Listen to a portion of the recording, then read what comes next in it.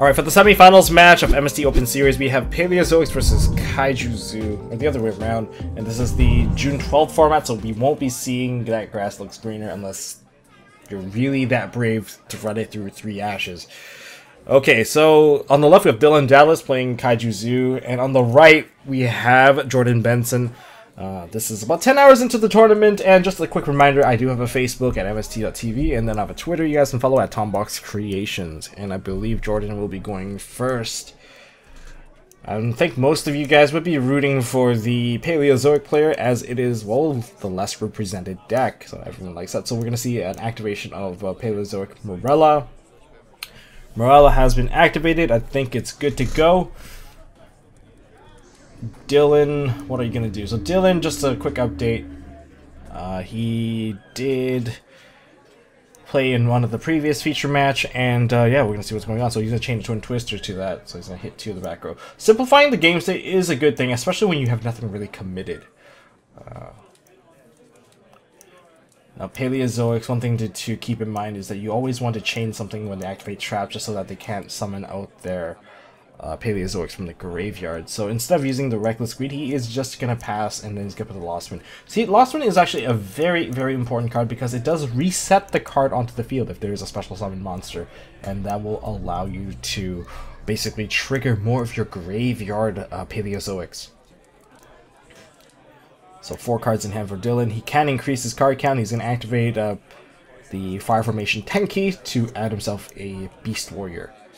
But Olenoids has been activated, and that's basically an MST, so Mystical Space Typhoon is going to destroy 1 spell or trap on the field, and he's going to chain the Morella to the trap of his Olenoids because Dylan does not have any response.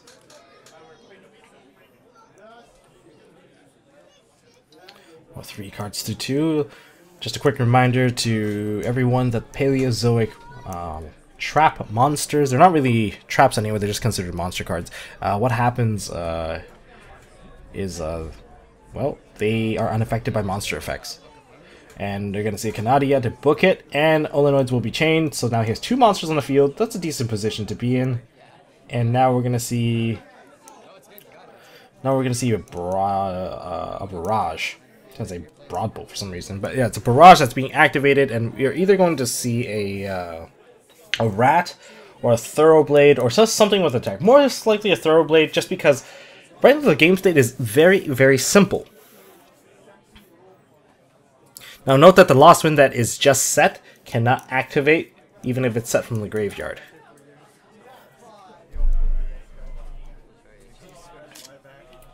I'm not sure if Jordan should have just let his Reckless Greed go, because it did put him in a bit of an awkward situation.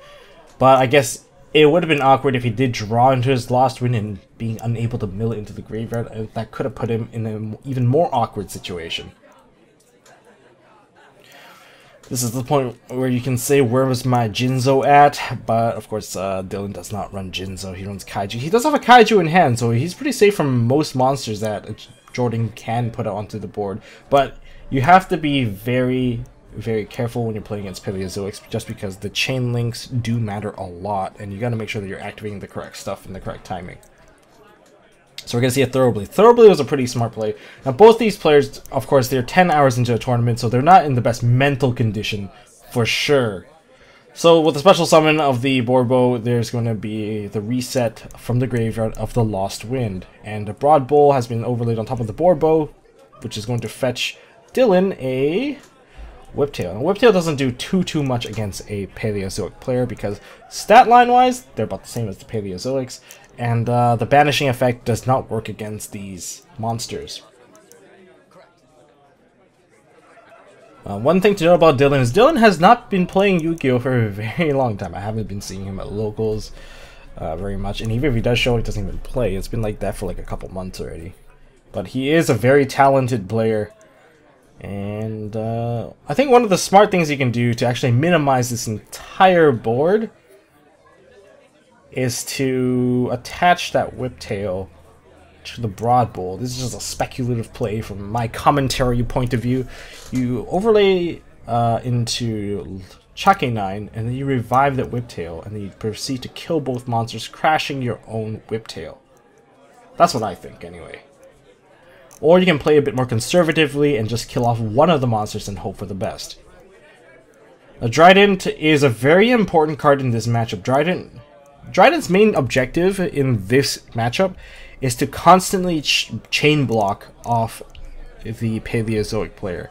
We're going to see a Hammer Kong play. So we're going to see a Hammer Kong overlaid.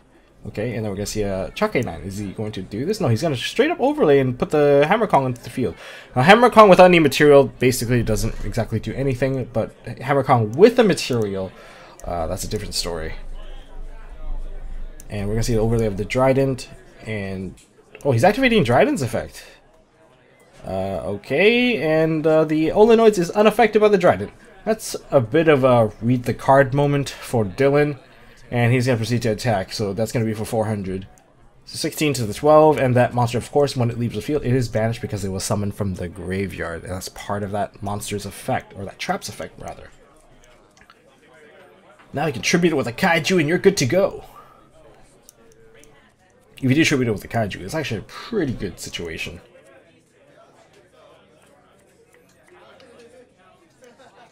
Dylan has many ways of actually playing around this field because this field is completely public knowledge at this point. He's going to pass turn. And on the pass turn, he is going to attach the Whiptail. Okay. Because he had to wait till the next turn before Hammer Kong. Technically, he could have activated the Hammer Kong, and then once it can't really detach, and then you put the Whiptail on it, then it's all good. So... he's going to activate Lost Wind, target the Hammer Kong, since he can only target the Hammer Kong at this point. But I believe that's the bait play. He's trying to get a Paleozoic out.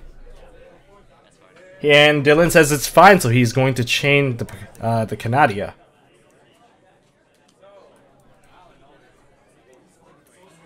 Oh no, that could have been a misplay. He should have probably used the Trident. That's going to be able to put two monsters onto the field, and that's probably going to be an Opabinia.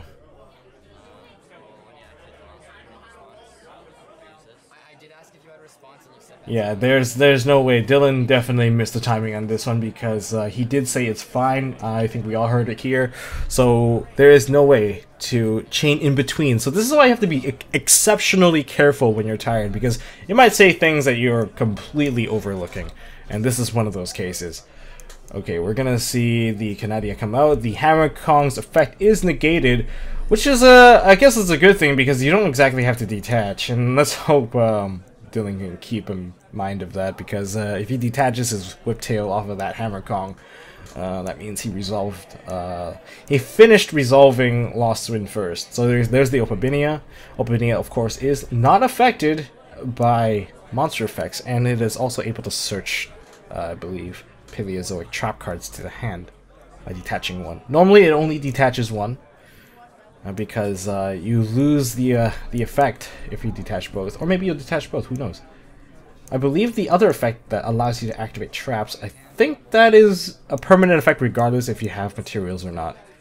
So we might even see a double search. So he's going to see the first search here. Olenoids has been sent back into the graveyard. Dynamiscus is going to be a very good card to use right now. Dino is a very good card because it can just kill off the Trident and...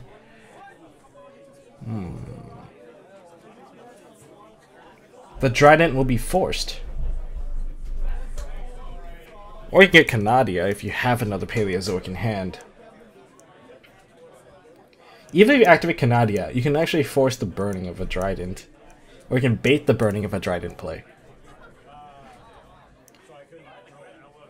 That, I guess that is the scary part, is that the Trident is still there. So there is the... I believe that is the Canadia. So that's the Book of Moon. So with that many Paleozoics in the graveyard, he should feel very safe to actually book that Trident right now, since Hammer Kong is negated by Lost Wind. And with that, he can activate his other card that just got confirmation. It's another Dynamiscus, which can put two Paleozoics on the field and basically clear this entire board.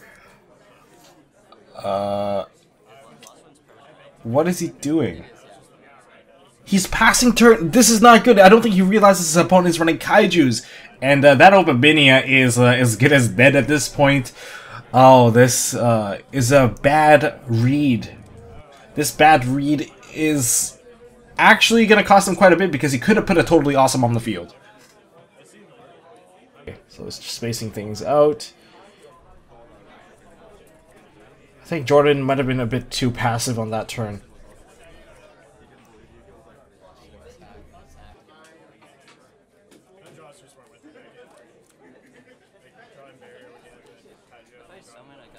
Okay, so it's all good. Now, you guys might be wondering why he didn't detach with the Hammer Kong. The Hammer Kong was negated for the turn, so it did not need to detach. Just a heads-up reminder to everyone. And game state-wise, everything is still pretty good. Whip Tail, Flip Face Up, Opabinia is still immune to monster effects. We're going to see an overlay on top of the Hammer Kong to a Broad Bull. Broad Bull will be fetching a card. Now, from the spectator's point of view, he probably should have used the Canadia to book the Broad Bull just so that he doesn't get additional surge and, you know, minimizes the damage from the Broad Bull.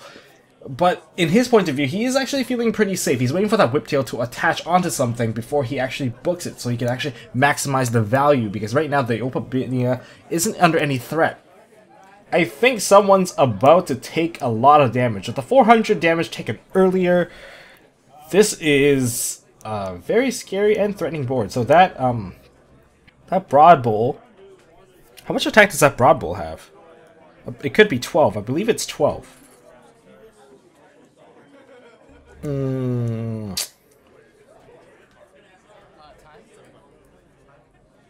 Whiptail? Adding a second Whiptail? I believe he's going to go with a Whiptail add.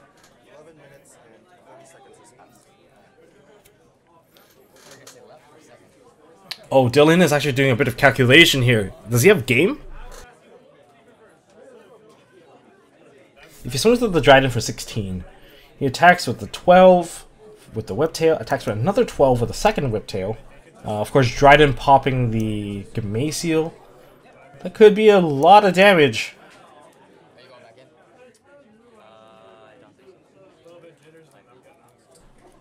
So it'll be 16, 12, 12, and then you attach both Whiptails, or 3 Whiptails, and that will be another 36. 24, 36, and 16. That's the amount of damage I can calculate right now. So we're going to see... I probably should have set those 2 back row. Now you're actually in for a world of pain, and that monster is about to get popped.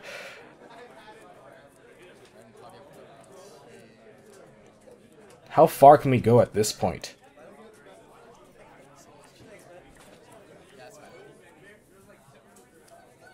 And we're going to see a normal summon with the Whiptail. He's going to attack for 12. I think we're calculating for damage here. With a 400 earlier.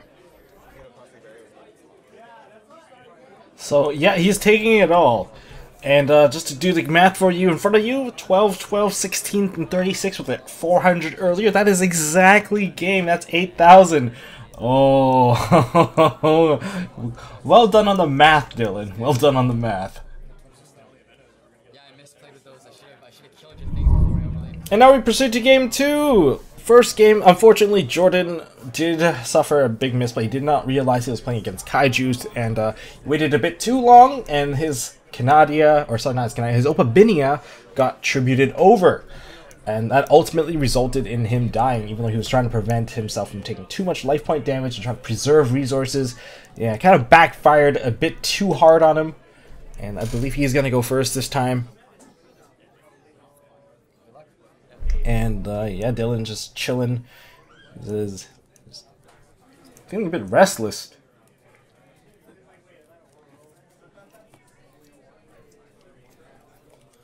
And we're going to proceed to see a set 3, I think. Yes, a set 3 and pass. Dylan will be drawing for turn. There's a Kaiju Slumber, Max C. I think that's a Flying C? There's a lot of C cards in his hand. There's a C with a I guess with a kitchen counter on it. Which one's that one? But yeah, he has a bunch of hand traps. Not exactly ideal for a Zodiac player, that's for sure. Especially Flying C is still pretty good though, I'm not gonna lie. we're gonna see the normal summon of a whiptail. Just like the first game. Is it gonna be a repeat of the first game?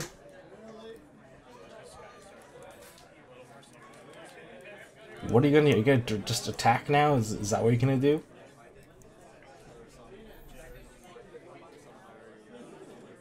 You could consider overlaying into something, but you potentially could miss out on damage. Okay, so you can see a swing for 12. Is it? It is not going through. Seems like there's a chain on something. Or we're going to see a Canadia. That is a Book of Moon. Flipping in the whiptail face down. Yeah, see a set 1. That's the Kaiju Slumber, since he does not have any other spells and traps in the hand. I like the gestures that Dylan's making with his back row. It really makes it feel like it's live. He's gonna set 1 and pass on Jordan's end.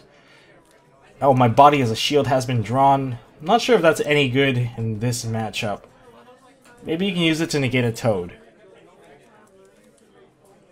Or actually, you can potentially even use it to negate the Anomalocaris. So we're gonna see an overlay into a Borbo. I guess we're going to proceed to Broad Bull.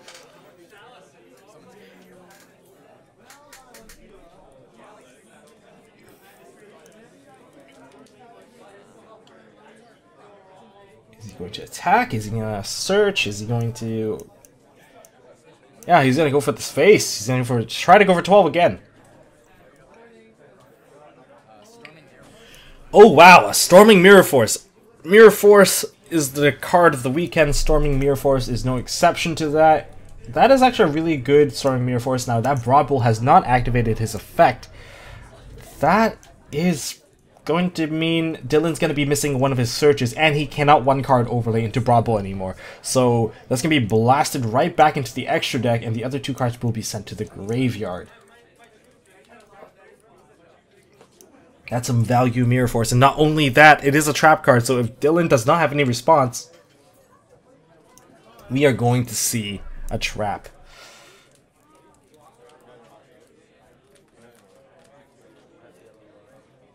Is it happening? Well, this is kind of interesting. If he does summon out his Canadia, if he follows up with one more summon, Dylan will be put into a disadvantageous position. Oh, what's gonna happen? We're still in the Storming Mirror Force chain, and oh, I guess he's finally picked up the card to read it, which is a good habit. Don't forget to read your opponent's cards, because if you don't know the full extent of their effect, you could be missing out.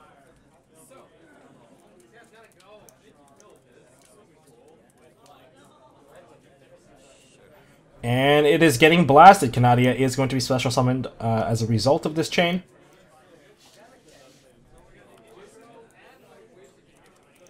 There are some real threats right now. But what's going to happen at this point? Oh, so we're going to see that Kaiju Slumber. Kaiju Slumber is going to destroy the Canadia and banish it. This is probably going to put a Gamay on Jordan's side, and we're probably going to see a 33 attack. Oh, Maxi. Maxi has been chained to the Kaiju Slumber. I'm not sure if that's the best Maxi, but at least it will give you a better draw. Seems like his hand's not very good. Now, of course, there is no battle phase, as we have already attacked, so these Kaijus are not going to, well, kill each other right now. But Jordan's turn, the Kaiju will have to attack into that Thunder King Kaiju. End phase to get the Olenoids. Popping the back row. Body Shield has been popped. Oh, that is unfortunate. Body Shield plus a big Kaiju is a very, very solid way to play. Because, you know, it's a very simple game state. You just keep the big beater versus your opponent. Now remember that Kaiju's battle position cannot change, and we're seeing a position change here that is not allowed. I believe a judge will drop by right now. The judge has noticed this. Yeah, judge call has been called to revert the game state. So So the Gameciel has to swing into it, and now it is dead. Therefore, it's going to be 1100 damage on Jordan's side. That is unfortunate. And Jordan will be setting one in passing turn. Yeah, so judges did correct the situation and reverted the game state, which is a good thing. Inside Dylan's hand, still a handful of hand traps, unfortunately.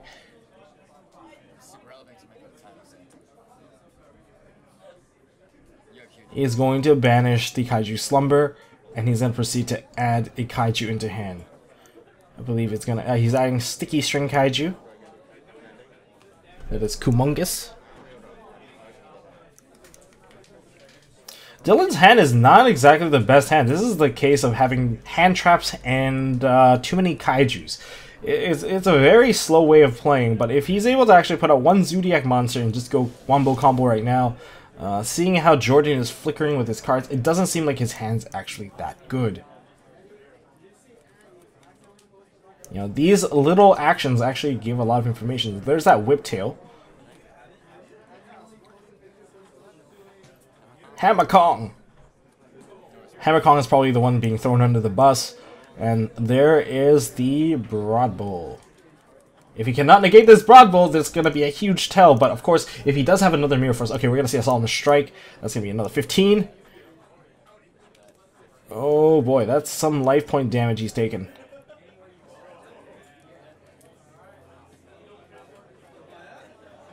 I hope he knows what he's doing. And he's going to attack for 33. So 15 into 33. That's still a lot of damage that Dylan was able to put out on this one turn. I guess he's facing lethal next turn for Jordan. He better have something coming up now. Unfortunately, Solemn Strike isn't a card that can trigger a Paleozoic.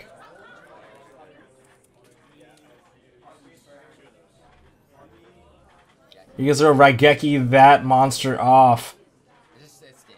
Oh, he's gonna scoop. With the Kaiju in hand, the Kaiju is actually kind of useless, and with a solemn warning that he's not gonna be able to activate that would be game. So I don't know, did you guys think that Jordan actually bricked at the top 4 match? That is very unfortunate, and so Dylan will be proceeding to the finals. And I don't know what to say. That is a bit unfortunate. That game was a bit anticlimactic if you ask me. Let's hope that the finals is a bit more interesting. The finals will be shown on Thursday, so stay tuned for that, guys. And if you guys like this video, hit me with a thumbs up. If you guys want to see more stuff from MST.TV, don't forget to hit the subscribe button. And you can check out other videos on the right. And until next time, don't forget to hold on to your MST.TV.